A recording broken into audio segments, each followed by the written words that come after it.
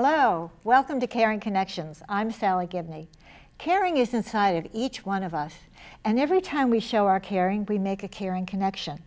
My guest today is someone who has been making caring connections all around the world for a number of years. I won't say how long. Thank you. Welcome to Len Cabral. How are you, Len? I'm very good, Sally. So nice to be here with you. Oh, thank you so much for coming. You bet. I know that we are going to be going on and on and on, and probably this is the first of a number of shows. Yes. Yeah.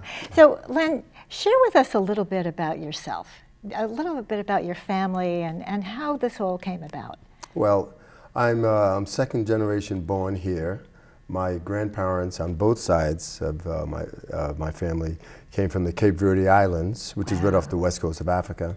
And many Cape Verdeans, the only way to get off those islands was to get a job on a whaling ship. And so my great-grandparents on my father's side was a whaler. Oh, really? Yeah, oh, yes. And he sailed all around the world, and many whaling ships came to New Bedford, Massachusetts, of course.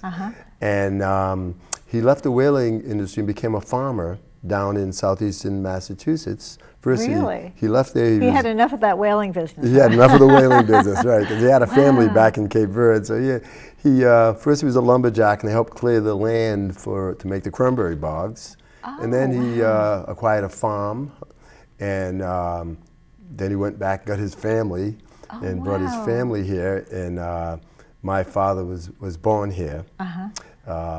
And my mother's family was the same. They came to her parents came to Rhode Island. They settled in North Providence, Rhode Island. They were farmers, and that's where my mom was born, and that's also where I grew up. Though I was born in Boston, but I grew up in North Providence.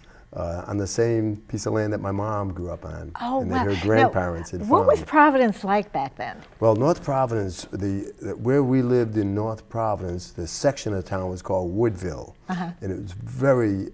I think back on the wonderful growing up there, wonderful years growing up. It was very diverse. It was. I had friends who came from Armenia, Bulgaria. Wow. I mean, some of the names were Ananian and Bedrosian and Todorf and Petrov, and it was, there were Portuguese, there were Italian, there were Cape Verdeans, and it was just a very rich community of diversity. It was like a salad bowl. That's what you said, kind of like a mixed salad. Mixed salad bowl. I like that. I knew all my friends' grandparents, because they were all, they all came here as immigrants from different places, and in the town there was all these old people, and they always said, well, we're from the old country. In the old country, we did it this way. In the old country, we did it that way.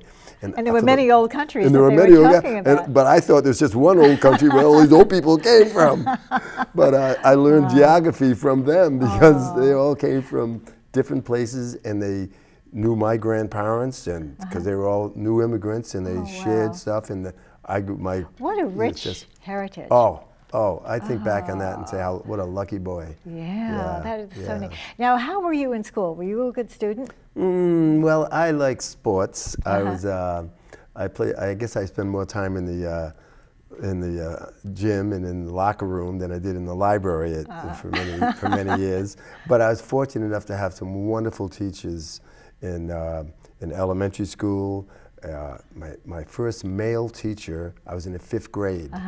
And it really impressed me a lot. He had just come back from Korea, and he would tell us stories about being in a war zone in a foxhole, how cold it was, and we were like, 10-year-old boys, listening to this, and plus having a male teacher. Sure. And that's probably one of the best years I did as a student in elementary school. And then when I got to high school, yes, he did. He inspired us.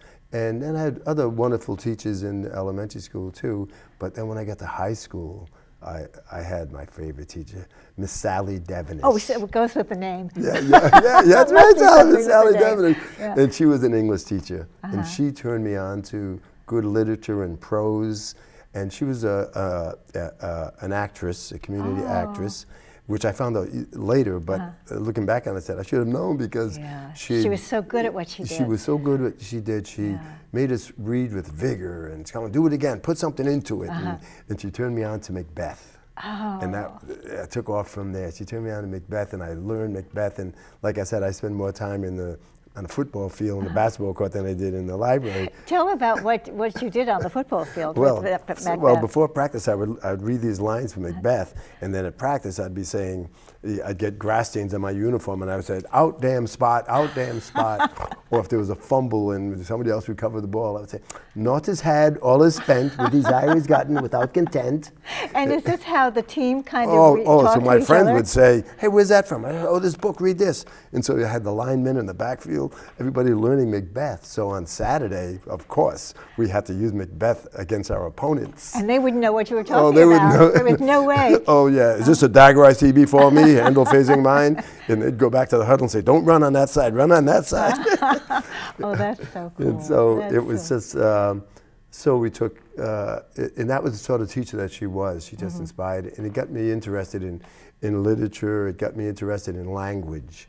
And I was also influenced a lot by the comedians of the day. Yeah. You know, yeah. Red Skelton, the Honeymooners, Jackie Gleason, yeah. Jackie Gleason, and Norton, such physical, what a dancer, Norton, what a move, you know, Yeah. that physical comedy. And you were watching all of this. Oh, I was watching and that, it all up. and then, you know, Sidney Poitier. Oh, yeah. Bob Newhart, did you like him? Bob I Newhart. love Bob Oh, yeah, Newhart. deadpan. You know, yeah, that Bob subtle Newhart. humor that he had. Milton Berle. Yeah. Red Skelton. Red Skelton. Oh, Red Skelton. Clem Cadiddle-Hopper. You know, that really influenced So me. all of this was working on you as far as you becoming this storyteller. Now, I think you told me you went into the service. Yes, yes. I was in the service from 68 to 70, and I was fortunate enough not to go to Vietnam at the time, but I was in a medical unit, and I was in the service for 2 years, and I spent 18 months of those 2 years in Europe, actually in Germany.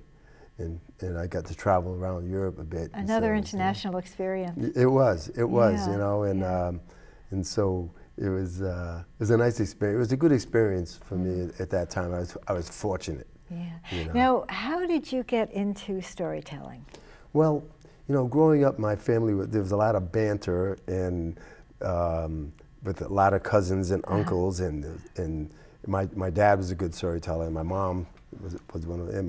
My grandparents, my grandmother on my mother's side was a musician. She played the viola, she played the piano and the guitar, and she taught her children to play the musical instruments. All kinds of culture going on, Oh, wasn't there? all sorts of culture. Tremendous. And then growing up in my town, North Providence, there were so many characters of different cultures, you know. So as a boy, of course, we learned to swear in different languages. You know, Oh, my I was goodness. multilingual swearer at that time. It was great fun. But that influenced me. And just as, you know, another person, an actor that came to mind, was Jimmy Durante. Oh, and sometimes Mrs. Calabash. Oh, Good God, night, yes, Mrs. Calabash, Oh, wherever you are. yes. I remember that. Yeah, Boy, we're showing our age. yeah, At least I'm showing yeah. my age. So when I got, you know, and then in those formative years in high school and stuff, I was writing poetry and making up songs and doing parodies of songs. Yeah. And then, you know, years later, after the service and stuff, I found myself working in a daycare center. Oh. It just, you know, a friend of mine said, hey, there's a job, and I went, and I started working with 4 and 5-year-olds. And it was an inner city daycare center in Providence, and I realized the importance of storytelling as a teaching tool. And then I started thinking back on the teachers that I remember best were storytellers. And I said, oh. And so, you know, working with the 5, you know, reading aloud to children, and then realizing that, you know, they want to see the picture, and I can't read the book if they look at the picture. And so I started telling them stories, and their attention spans went from 3 minutes, 4 minutes, 5, 6 minutes, 8 minutes, and I realized, whoa, they were, you know, they would listen and they'd use their imagination. And then I started doing, I'd ask them, you want to act that story out? After I told this, and of course, what 5-year-old doesn't want to act out a story? So of course, so we started, and so I started taking classes at Rhode Island College. I was an older student. And I went back, I took classes in children's literature, children's theater, creative drama, movement, and I started using the stuff that I was using at in the school.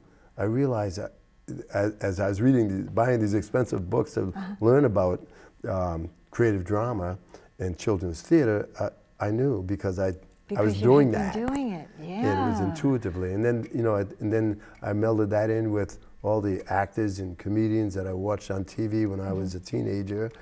And you had all of that tucked away. I have all that tucked away, right, in the stories. I have an older cousin who said, you were real quiet when you were a little kid. I said, I was listening. Yeah, listening, And it's so important to be a good listener. There's an African proverb that says, we have 2 ears and 1 mouth, which means we should listen twice as much as we should speak. Oh, that's so true. It is. Oh, that's so true. That's something that I think we could all benefit from. Yeah. That's for sure. So I just wanted to ask you, and so you grew up in this multicultural community, and everyone cared about each other. And when you got into the service and when you traveled around, was it difficult for you as a black man going to communities where it wasn't like that? Well, when I was in the service, especially it was a real awakening. But because I grew up amongst people of different nationalities and cultures, and then going into the service where there's kind of lines drawn, it was an awakening for me. But I did more reading while I was in the service than I did, I think, when I was in high school. Really? I did a lot of reading, and I read Malcolm X, and I read more about Martin Luther King. I knew about Martin Luther King because I was living it, but I just did a lot more reading of books that I did that weren't in the high schools. Back then. You see, so I learned a different part of the history of this country on my own. Fortunately, now in many schools, students of all races can read. Are more aware of the true history of the country. Yeah. And so then I realized also that there are some people who just have different brains, as my my youngest daughter said one year, one time to me. Daddy, some people have different brains. And I said, okay. And see things differently. Yeah, that's what But you learn to, I just say survive, but do more than survive, to grow beyond that. Well, because, my mom, the way that my mom raised us was that, you treat everybody with respect, and you make sure you're respected. Yeah. And so that was the motto that was your MO. She raised us on. Yeah. And she raised 4 boys. And there were 4 boys. 4 boys. She had 4 boys. Oh my goodness! Yes. God bless her. So I had 2 girls, and so I stopped there. I knew that I'd have all girls. You didn't tell us about your family. Oh yeah, I have 2 daughters, grown daughters, and I have 1 granddaughter. But both my daughters are pregnant, and so soon I will have 2 more grandchildren. Oh, isn't it exciting? Oh my goodness! There's nothing like being a grandparent. There's absolutely nothing. Now, when are they due? Well, Nuela is due in early June, and Liana is due in late August. Oh, yeah, so it's going to be a wonderful summer. Yeah, it certainly is. I'm so glad we got you in here before they came, because I know you wouldn't be available after that. That's so great. So, Len, I want to know. Tell us, you go into all these different schools and all over. I mean, you've been all over the world telling stories. How do you go about doing this? I mean, how do you go in there with a particular story in mind, or do you go in there thinking, okay, how does it work? Well, I work with all different ages, so when I'm preparing to perform at a school, and say it's K through 8 school, I'll do programs for the younger students, and I'll do it for the older students. And I may have, maybe 6 stories in mind that I may be able to tell, that I'm going to choose from. I might be able to only share 4 or 5 of those stories with that particular group. But I'll have 6 in mind. And then once I get to the school, I'm feeling out the vibe of the school. I'm watching the students come into the room, sitting down, and certain students, who's the alpha in the school, what grade thinks they're the toughest, or the oldest, and stuff like that. So I'm feeling that out, and I'm making eye contact with them as they're checking me out. I know they're checking me out. I'm checking them out. Oh, yeah. And And they're kind of wondering, who is this old guy coming in to yeah, talk to me? exactly, you know. And the wonderful thing, students come in, some will say, oh, storytelling, I'm too old for storytelling. Yeah. But I know that's what they're thinking. Uh-huh. I'm too old for story. So I'm prepared for that.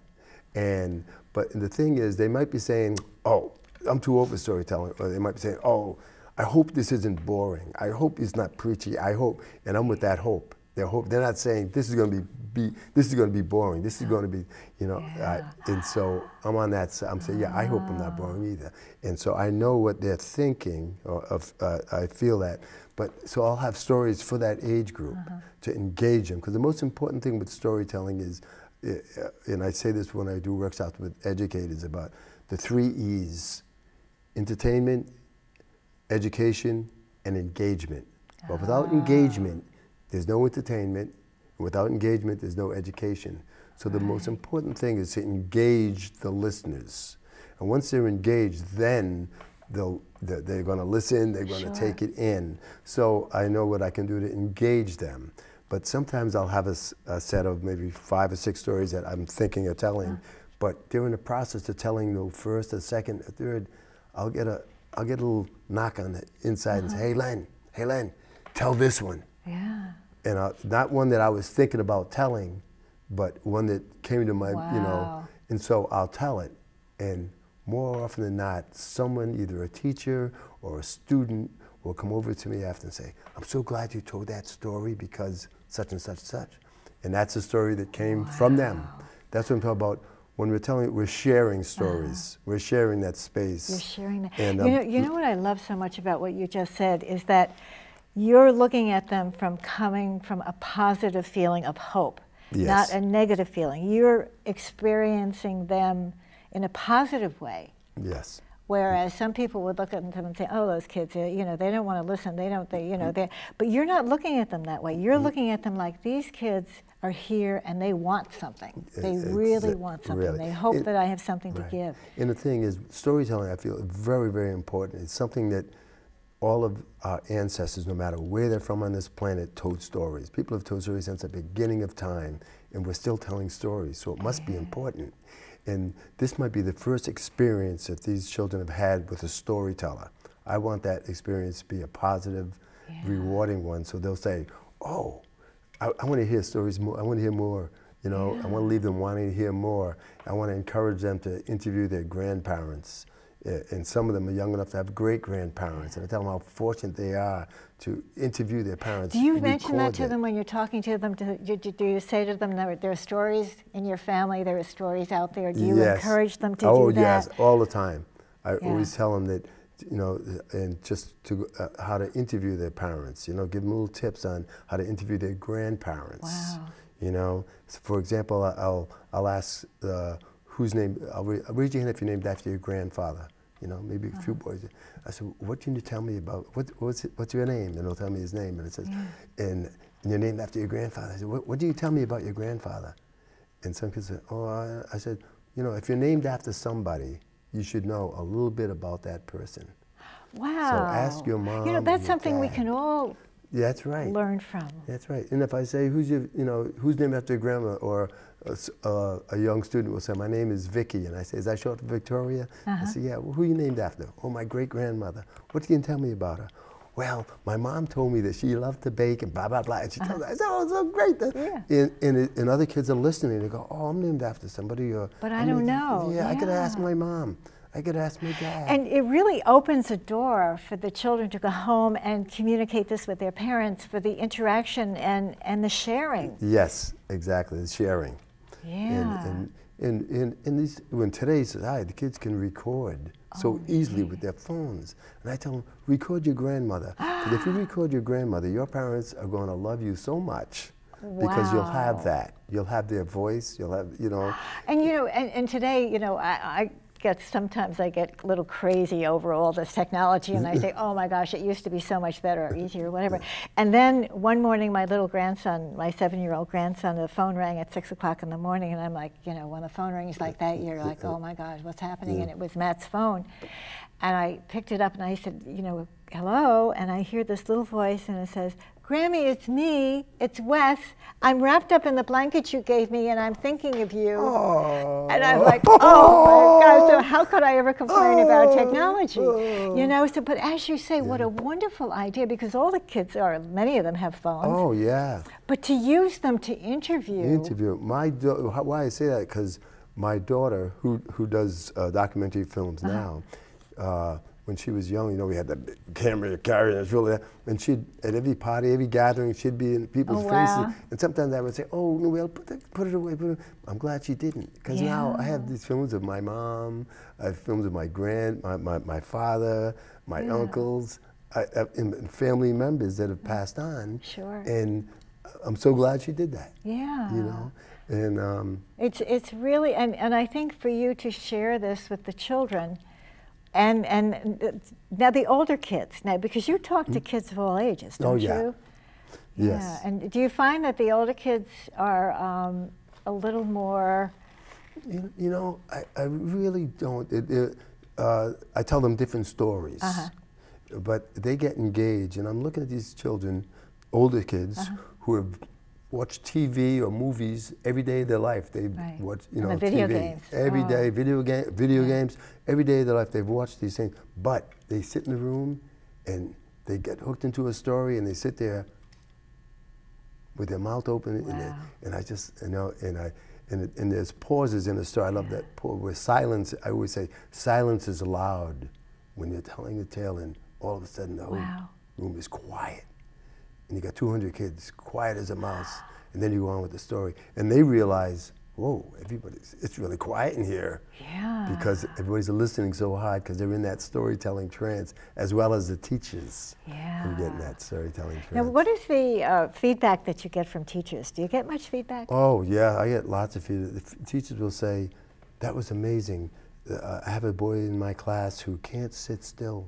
He couldn't take his eyes off you. And that's when I set the room up when I'm performing. I kind of create wings. I don't have the audience just straight set the across. room up, so. I set the room up so they're like not a whole horseshoe, but they're kind of ringed, you know, halfway around me. So the teachers are on the outsides, but they can see their faces, because I have the best seat in the room, because I can see everybody's face. Are you in the middle? No, I'm in front, over but here. they're like this around me, but I create wings instead of having them all this way. And so you can see the whole. I can see all of them, and and the most important thing is they can see the each other. third graders sitting, or the first graders sitting over here, can look across and see the third graders, and they learn how to be a good audience, because the older kids are showing them, how to raise their hand, how to listen. And so, because if they're all looking at me, all the first graders look at me, and the second graders behind them, they're going to get tired of looking at me. Yeah. But if they can see the and third see and the fourth others, grade, the reaction of the others. the reactions, they can, it'll lengthen their attention span. Okay. Yeah. Oh, I think there's so much here for us me as a parent and a grandparent. One thing that you shared, we don't have an awful lot of time, but you'll have to we'll come do back. It again. We'll do it again. I love this. Is that you were saying that we all should tell stories, not read stories, but tell our stories to our children and grandchildren. Share a little bit about how important. Well, I mean, reading aloud to children is important, because they can hold a book, and then they can pretend that they're reading. When they're real young, 2-year-old can hold the book up and pretend, you know. But I think speaking, because I think it's so important to look somebody in the eyes and tell a story. And it gets them to use their own imagination, and the language will stay with them. Myself, if I hear things, I remember it better than if I read things, because something about when I read aloud, when I'm trying to capture a story, work on a story, I read aloud, and with poetry, because the words leave me and come back to me. To yourself, you read aloud. Yes, right. Even when sometimes my wife will say, "Will you read? Will you be quiet?" You know, but I'm trying to focus here. I read aloud, because when the words leave me and they come back to me, I hear them. It sort of locks things in better for me. And I think that it's important to tell stories, because sometimes adults don't look at children. And you can look in, I can see kids who you know, adults maybe bark orders at them, but don't really talk to them. Yeah. And I think, and also, you know, when you're telling a story, you have emotions with the telling, and you drop your voice, you pause, and that's a time when it allows the audience to come into the story, because now they're digesting so much you said. I know we're going to have to be winding down here, Len, but I want you, what is something that you would share with grandparents and parents today? There's so much going on in our world, and our children are dealing with so much. They had COVID, they have other things that are happening, you know, that are beyond our comprehension. What is something that you'd like to leave our parents and grandparents with? Well, I think grandparents, some grandparents, maybe some great-grandparents, that have lived through the Depression, have lived through, you know, lived through different wars that this country has been in, and how they overcame it, and you know, and how they are here today, so that and tell the positive stories, because there's so many negative stories out there. It comes through the TV and the newspaper and stuff like that. Then you tell the positive stories and simple stories. It's easy story. I don't give have to tips be complicated. Yeah, and you know, I encourage kids to ask their parents, you know, about scars. Grandma, how'd you get that scar? Because sometimes adults think they don't know any stories. Yeah. Everybody got a story. How many of you ever got bit by a dog? Yeah. You know, these are all important stories, right, and these are things, stories. and these are things that we can do as parents and grandparents and great-grandparents. Yes. To connect with our children, but also to give them the gift of listening. Yes. And teaching them that hopefully they'll be able to share as well. Right, and there are a lot of books. Like I get a lot of my stories from the library, that 398.2 section where the folk tales live, and so I encourage children to read these stories. And I know you have written this wonderful book, How the Rabbit Lost Its Tail, and that's something for our audience out there to check out this book. And then you do have the storytelling book, which we don't even have time to talk about it, but which gives all of these hints for people who are interested in working with children and loving children. Yeah. Len, I can't tell you how much this has meant to me. This has been just such a wonderful, wonderful time. I really enjoyed it too. You are very special, and so are you, Sally. keep telling your stories. They're just so important. And for all of you out there, we have had such a wonderful, wonderful time visiting with Len. And I hope that you got as much out of it as I did. And in the meantime, keep sharing your caring. Make those caring connections. Until next time. Wonderful, Sally. I think we did it. Yeah. I hope we did it. We could have gone on forever. Oh, we could have. There's so much more.